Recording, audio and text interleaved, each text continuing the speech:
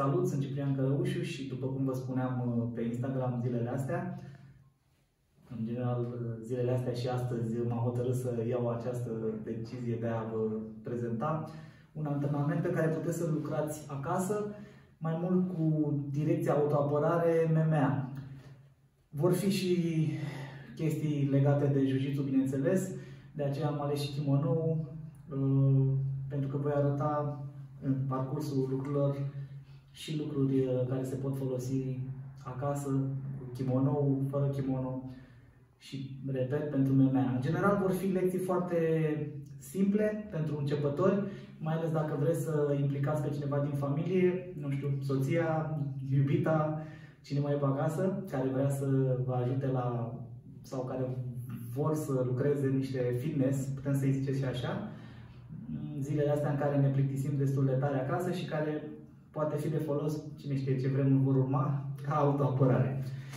Ce mă gândeam să vă arăt în episodul, să zicem, de astăzi, este cum lovim principal cu brațele la început, câteva lovituri, cum ne deplasăm și ce contează foarte mult într-o luptă de stradă și de MMA, bineînțeles. Deci, în primul rând, ne interesează următoarele aspecte. Să ținem distanța în așa fel încât adversarul nostru sau oponentul nostru să nu ne poată lovi. Asta înseamnă cel puțin o distanță de un braț, dar dacă vorbim aici de MMA sau luptă de stradă, deși pe stradă se întâlnesc mai rar loviturile de picior, o distanță de un picior întins. Apoi, ce mă interesează? Să manageriez în așa fel distanța încât fie să fiu foarte aproape, fie distanța de care vă vorbeam mai devreme să fie mai mare, momente în care discut cu partenerul sau oponentul meu și vreau să aflu dacă este cazul sau nu să interpun lucruri care, să zicem așa, ajung la violență. Bun, astăzi o să vă arăt câteva lovituri, cum ne deplasăm corect și ce putem face ca să blocăm sau să interacționăm cu grappling împotriva loviturilor. O să mă dau puțin în spate să vă arăt, de fapt o să vă arăt întâi de pe loc cum putem să lovim directele, croșeul, iar după aceea o să vă arăt cum se deplasează un luptător profesionist. Voi urmând să lucrați acasă deplasare, întâi lovitura de pe loc, urmată de deplasare. Puteți să vă luați un ceas care să vă spune exact să lucrați 3 minute același lucru sau dacă vreți mai mult să aprofundați 5 minute, 10 minute aceeași tehnică cu partener sau fără. La început puteți să lucrați fără, ulterior o să vă explic și cum lucrați cu partener. Da? Ce mă interesează în principal? M-ar interesa poziția de gardă. Sau, dacă să zicem că suntem pe stradă, nu ne punem în gardă. Evident, ar însemna că sunt agresiv față de celălalt cu care am un oarecare conflict. Poate fi orice fel de conflict. Dar, ce m-ar interesa în momentul în care discut cu cineva mai aprins? Să nu am mâinile, să zicem, la spate. Să nu am mâinile legate, să nu am mâinile ocupate. M-ar interesa ca mâinile mele să fie aproape de nivelul capului. Cât mai aproape de nivelul capului. Dar n-aș putea să mi le țin de la început așa, pentru că ar părea dubios. Și atunci eu nu vreau să transmit niciun fel de agresivitate față de celălalt. Aș vrea să am mâinile apropiate de nivelul pieptului, în timp ce comunic cu celălalt sau pot să explic prin semne verbal că nu vreau să interacționez violent cu el. O altă chestie pe care aș vrea să o am, repet, e distanța. Dacă el se apropie foarte mult, aș putea să explic că nu vreau să discut în distanța în care vine mai aproape de mine și în acest fel aș păstra distanța în care sunt sigur că nu mă lovește. Da? Dacă toate acestea sunt încălcate, și anume se apropie foarte brusc, vă sfătuiesc să intrați în clinch și o să vedem ulterior cum intrăm în clinch, ca să nu pot fi lovit eficient. Dacă vă întrebați, da, mă poate lovi. Sigur că vă poate lovi, dar noi sperăm ca învățând chestiile acestea să nu fiți lovit eficient. Asta însemnând să rămâneți, să supraviețuiți unui atac. Nu știm cu cine vă puteți întâlni, cu cine vă puteți lupta, dar dacă e cazul cu un om mult mai puternic ca dumneavoastră, grappling-ul, din punctul meu de vedere, vă favorizează foarte mult dezavantajul ăsta de forță și înălțime, gabarit. Da? Bun, haideți să vedem cum putem lovi. În primul rând, sfatul meu ar fi să nu loviți, dar vom vedea mai târziu sau într-un conflict, întotdeauna există situația de lovire. Măcar să lovim corect și să vedem cum ne putem folosi de lovituri, repet, ca să mă țin la distanță sau ca să pun capăt unui conflict. Bun, repet, ar trebui să avem o poziție în care stăm cu fața la adversar, un picior aș vrea să-l am spre înapoi, la o înălțime de umeri luată în diagonală. Da? Aș vrea ca mâinile să fie la nivelul feței, iar dacă e vorba de lovire, aș vrea să stau în gardă. Da? Dacă ajungem până la nivelul la care suntem puși în fața faptului împlinit, mâinile trebuie să protejeze în primul rând capul. Oricât de sus ar fi, vreau ca toatele mele să fie lipite sau apropiate de corp. Da? Nu pot să stau așa, ca și cum aș vorbi la telefoane, două telefoane, ci vreau să le am la nivelul corpului, ca să-mi protejeze corpul de diverse lovituri. Da? Nu vreau să fie nici în X, nici așa, nici nu știu, în orice altă poziție. Mâinile mele ar trebui să țină pe celălalt ca și cum l-aș ține între mâini, da? Ca și cum l-aș vedea fix între două mâini. Bun, lovitura directă de stânga, noi cei care facem MMA sau care fac kickbox, îi spunem 1, directa de stânga e 1, da? Se lovește în felul următor. Sunt cu genunchii flexați, repet, mâinile la nivelul feței, da? Și vreau să împing în piciorul de bază, da? Vreau să împing în piciorul de bază, să rotesc bazinul și să întind mâna cât mai drept, pe drumul cel mai scurt, da? Mâna se răsucește și lovesc cu primele două monturi, da? Sunt aici, bărbia în piept, întind mâna. Piciorul de bază poate să pivoteze spre interior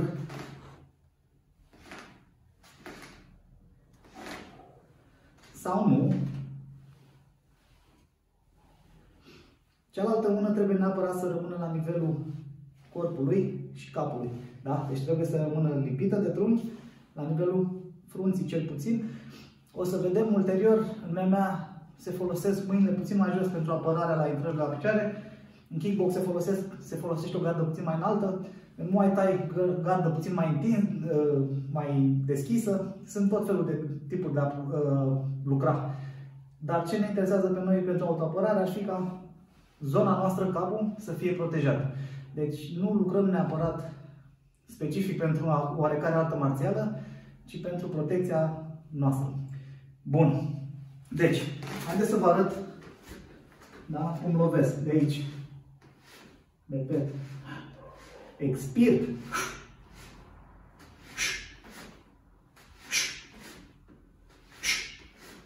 Încerc să nu scot cotul la exterior. Asta ar fi una din greșeli. Încerc să nu stau pe aceeași linie. Ar putea fi un avantaj dacă aș lupta la box, dar dacă vorbim de MMA sau autoapărare, mă poate lovi peste picior, mă poate apuca de piciorul din față și pot să ajung jos fără ca eu să vreau asta. Deci picioarele mele ar trebui să fie oarecum echilibrate, flexate și să se întindă sau nu doar în momentul în care împing în picior. Da? Deci, aici.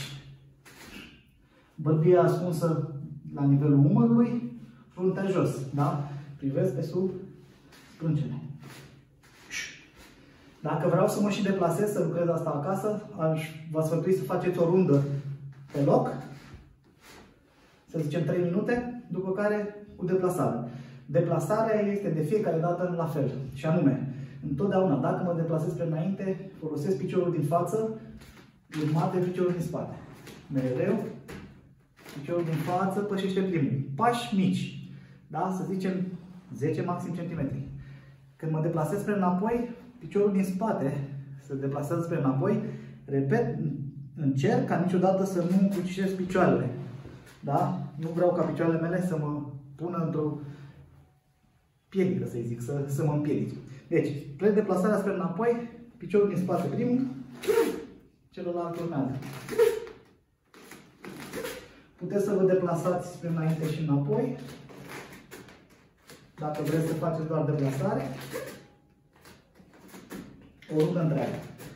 Dacă vreți și lateral, stânga sau dreapta, de fiecare dată aceeași regulă. Întotdeauna deschid poziția, nu o închid, și anume mă deplasez pe dreapta, folosind piciorul drept înainte, spre stânga, folosind piciorul stâng. Poziția finală de fiecare dată când mă opresc trebuie să fie mereu aceeași. O lățime de umeri, picioarele semiflexate, să pot să fiu capabil să arunc o lovitură sau să intru la proiectare dacă vorbim de MMA sau autoapărare. Da? Bun. Deci, prima rundă v-aș sfătui să faceți pe loc, direcția de stânga. Următoarea rundă ați putea să faceți din deplasare 3 minute, pas, trag piciorul după mine. Pas, întind lovitură, trag piciorul după mine.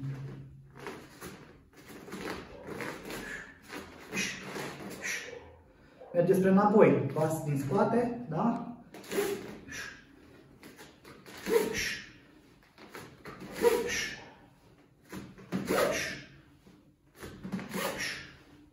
Și întotdeauna aceeași poziție a gărzii, mâinile lipite de trunchi, mâinile la nivelul feței, pumnul strâns, corespunzător, da? Să nu mă lovesc în degete. O altă lovitură pe care putem să o folosim ar fi directa de dreapta. Este valabil aproape tot ce am spus până acum și la directa de stânga. În kickbox îi spunem 2, la fel și în MMA, la grupa de MMA îi spunem lovitura numărul 2. Da? În aceeași poziție de gardă, împingem piciorul din spate. Întotdeauna lovitura cu mâna din spate sau loviturile din alt pornesc din piciorul de bază, piciorul de spate. Da? Acesta se răsucește spre interior ca și cum ar stinge o țigară, iar mâna pornește din punctul unde era, da? La nivelul feței, nu mai fac alte mișcări, da? Spre înainte. Nu vreau să scot cotul spre exterior, vreau să se vadă o singură linie. Da? Sau din față, dacă vă uitați, ar trebui să se vadă aproape un singur punct sau punct. Rotez bazinul, mâna cealaltă sigilează toată zona, de la nivelul frunții până la nivelul bazinului.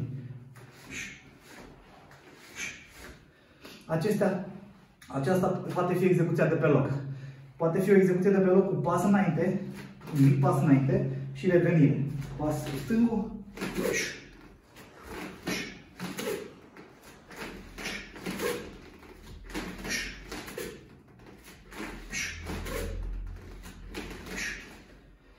Da? Și o rundă, să zicem, puteți să lucrați 3, 4, 5 minute cât vreți runda să fie, deplasare.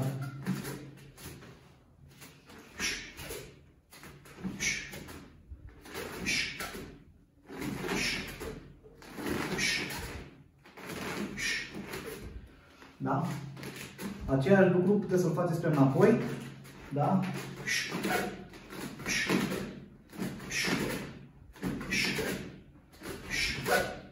De fiecare dată trebuie să coordonați lovitura de braț cu piciorul care este pe saltea. Piciorul din spate trebuie să fie pe saltea, să împingă.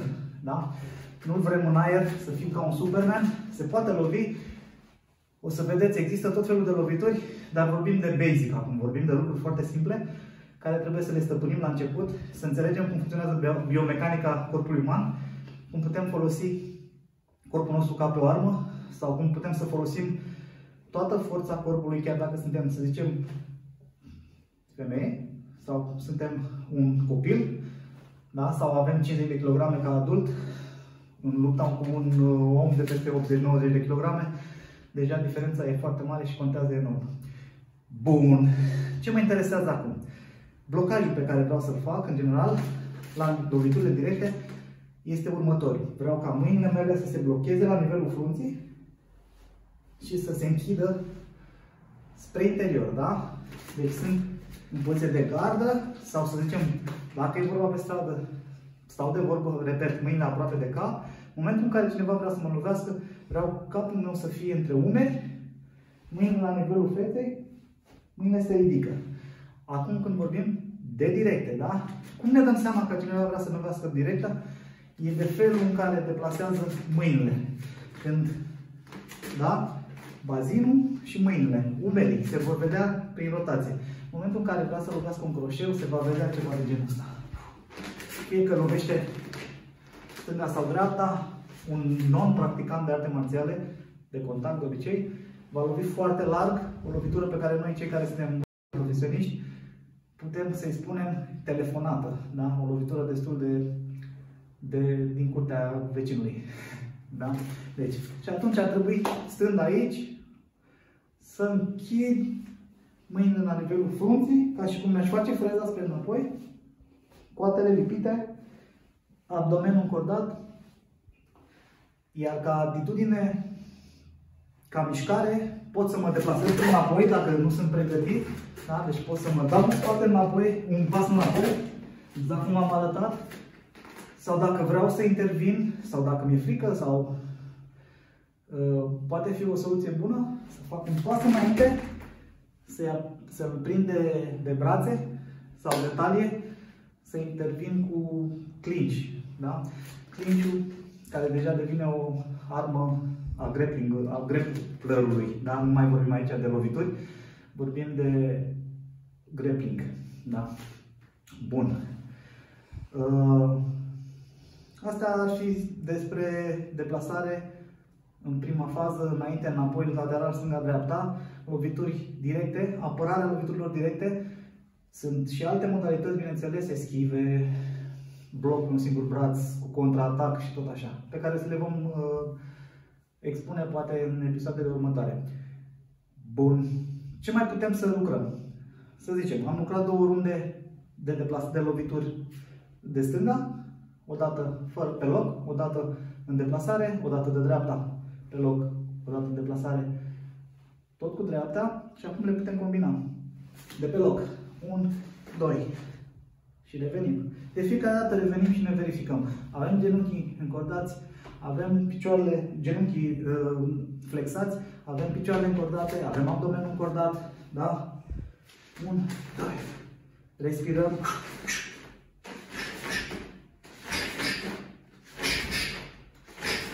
Da?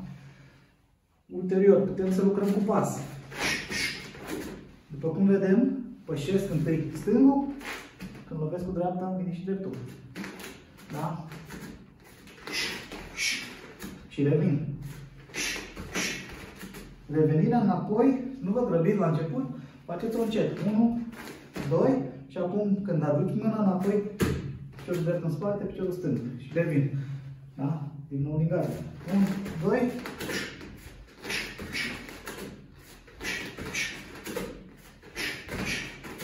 Bun, și acum putem lucra cu deplasarea întreagă. În funcție de cameră, puteți face 5 pași, 10 pași, înainte, înapoi și cu spatele. Da?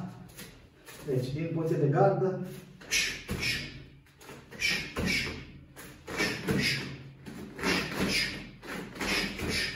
Repet, nu uitați, mâna se răsucește, nu încerc să lovesc cu degetul mare, nu încerc să lovesc cu partea asta, pentru că îmi voi rupe pumnul.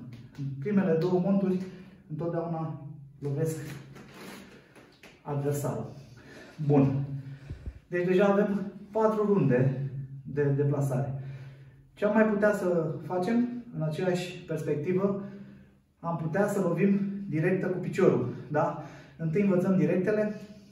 În episodul 2 cred că o să învățăm cum să lovim croșee și după aceea o să discutăm cum ne apărăm de croșee cu grappling, cum ne apărăm de loviturile de picioare, cum ținem distanța înainte sau înapoi. Da? Pentru început, dacă vrem să învățăm să lovim cu piciorul, întâi ar trebui să învățăm prima parte, armarea loviturii, care poate fi de altfel și o lovitură de genunchi. Da? Putem să o luăm ca pe o lovitură de genunchi sau ca pe o lovitură de armare, ca pe o tehnică de armare. Da?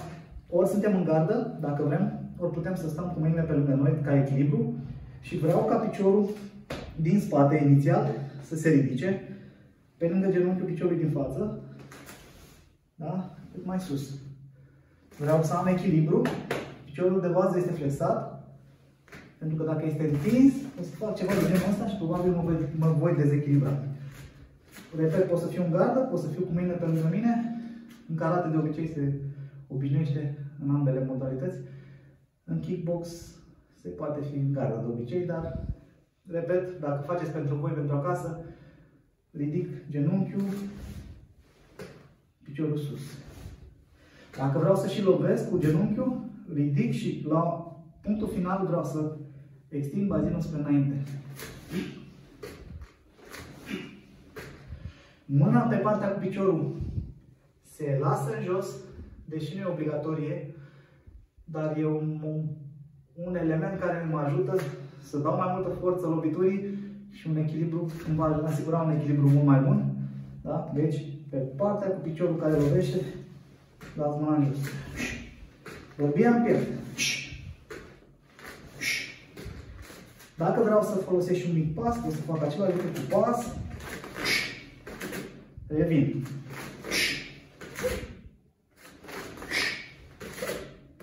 Dacă vreau să lovesc cu piciorul stâng, pot să încep la fel. Ridic genunchiul doar și îl pun jos. Ridic genunchiul și îl pun jos. Asta ar fi o armare, da? La lovitura de frontală de picior. Dacă vreau să lovesc, pășesc un mic pas spre înainte și folosesc același lucru. Mâna în jos, bazinul se duce puțin în sus, bălbia în piept. Da? Desigur, se poate lovi și din lateral, cu genunchiul se poate lovi și la nivelul feței. Nu discutăm decât câteva mici amănunte care ne pot ajuta să învățăm sau să ne perfecționăm puțin loviturile frontale, atât de braț cât și de picior. Bun. Dacă vrem să ne și deplasăm, să zicem suntem în spate, putem să lovim stângul, pas, drept, stângul, combinăm, da? Da?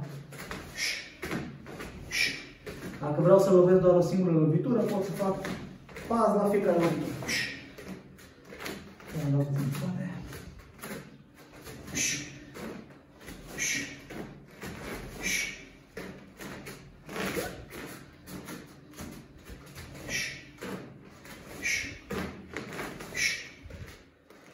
Și uite așa am avea vreo 6 runde de execuție. Repet, puteți să-l faceți 5 minute, puteți să-l faceți cu partener, să-l rugați să țină pentru genunchi, de exemplu, mâine în fața aici, să-l loviți în genunchi. Da? Sau, dacă aveți perne, puteți să puneți o pernă. Dacă aveți deja echipament profesionist, bănuiesc că știți cum să-l folosiți. Dar acestea fiind spuse, mă refer strict la oamenii care stau acasă, care au de-abia început să facă jiu-jitsu, MMA, kickboxing, de ce nu? Și se plictisesc și încearcă să lucreze ceva care să le folosească pe viitor și să fie și plăcut și să fie și obositor, da? Pentru că stând mult avem nevoie să ne mai și mișcăm. Bun. Cam atât pentru astăzi. Eu o să vă mulțumesc. Sper să îmi dați un feedback, să știu exact dacă vă place, dacă vreți ceva mai mult, dacă vreți ceva mai mult legat de o latură sau alta a autoapărării, anume proiectări, deși o să vă arăt în episodul următor probabil și o proiectare. Veți vedea că, de exemplu, dacă nu aveți saltele cum am eu aici, o să fiți nevoiți să faceți doar încărcarea, după care lăsăm pe celălalt jos. Doar intrarea, încărcarea, îl lăsăm jos. Deși un exercițiu, sau o să vă fie un exercițiu extraordinar de bun sau de obositor și o să vă ajute nivelul de fitness să crească. Da? La final v-aș sfătui, dacă ați făcut toate ce v-am explicat până acum, să lucrați următoarele lucruri. Ați putea face un mic circuit în care să lucrați câteva flotări. Fie, să zicem, dacă sunteți începători, ați putea lucra de pe genunchi. Da? O să mă pun așa ca să înțelegeți. Să zicem, la nivelul ăsta, mâinile la nivelul umerilor, încerc să duc pieptul pe saltea. Spatele cât mai drept, da? Nu vreau fundul în sus, nu vreau fundul în jos, ceva de genul ăsta. Vreau spatele drept, mă duc până jos și sus. Dacă vreți, sau dacă sunteți profesioniști, sau puteți să faceți flotarea normală, în care putem să o îmbunătățim pentru explozie cu mișcări de viteză, să zicem, fie flotarea întreagă făcută în viteză, fie doar start, pornim de fie coborârea. Da? Repet, în gradele în care sunteți obișnuiți, și anume aveți ceva mai, un nivel al fitness-ului ceva mai bun, sau sunteți la început și atunci veți face de pe genunchi, ce vă sfătuiesc. Un alt lucru pe care puteți să-l executați, abdomene, fie că lucrați ceva mai simplu, cu picioarele ridicate și mișcarea scurtă, fie că faceți bicege, fie că țineți picioarele jos și ne ridicăm complet încercând să atingem salteaua, covorul sau ce mai avem prin cameră. Un alt exercițiu care merge foarte bine la tot finalul antrenamentului sunt genuflexiunile, care pot fi în mai multe modalități. Pot fi simple, mâinile în față sau în momentul coborârii le duc înainte. E foarte important spatele să fie drept, dar nu vreau așa, nu vreau așa, aici. Vreau să le îngreunez, pot să fac cu săritură. Vreau să le îngreunez, pot să fac cu cineva în spate, un copil, iubita, soția, da? Sau vreau să fac ceva specific, ridic fie genunchiul, fie cu lovitură, pe care încă n-am învățat-o, dar urmează să învățăm, da? Bun, vă mulțumesc și vă aștept cu comentarii, repet, ca să vedem ce putem face, ce putem îmbunătăți și ce ați vrea să vedeți în continuare.